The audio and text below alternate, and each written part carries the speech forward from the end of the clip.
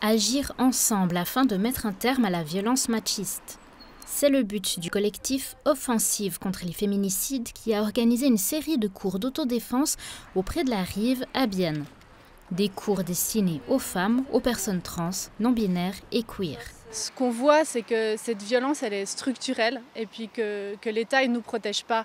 La justice de l'État ne nous protège pas contre ces violences. On le voit parce que en fait, dans la majorité des cas de féminicide, la personne elle avait reporté les violences. Elle s'était plainte auprès de la police une fois, deux fois, de nombreuses fois et ça n'a pas empêché les assassinats. En Suisse, 26 féminicides ont été dénombrés l'année passée par l'association Stop Féminicide. Cette année, la même association compte 11 victimes depuis le 1er janvier. Un constat lourd et tragique qui motive les participantes à apprendre à se défendre.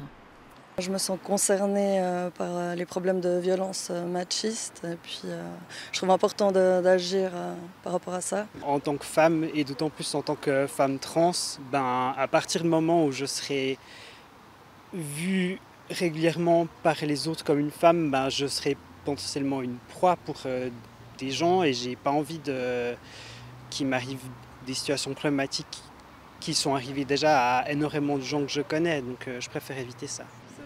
Apprendre à riposter, à se faire entendre. Ces techniques sont issues du Wendo, une pratique de self-défense spécialement conçue pour les femmes. Elle permet de renforcer la confiance en soi et également d'apprendre que se défendre est un acte légitime. Lutter contre les violences machistes dans une perspective d'autodéfense, ça veut dire aussi de soutenir les personnes qui sont criminalisées parce qu'elles ont agi en autodéfense. Je pense que c'est important de crier haut et fort que l'autodéfense contre les violences machistes, c'est légitime. Et c'est un droit qu'on doit arracher. Moi-même, j'ai une amie qui a été condamnée à la prison à perpétuité en Turquie parce qu'elle avait agi en autodéfense contre son mari qui essayait de l'étrangler. Selon la demande, les organisatrices prévoient d'organiser d'autres événements similaires.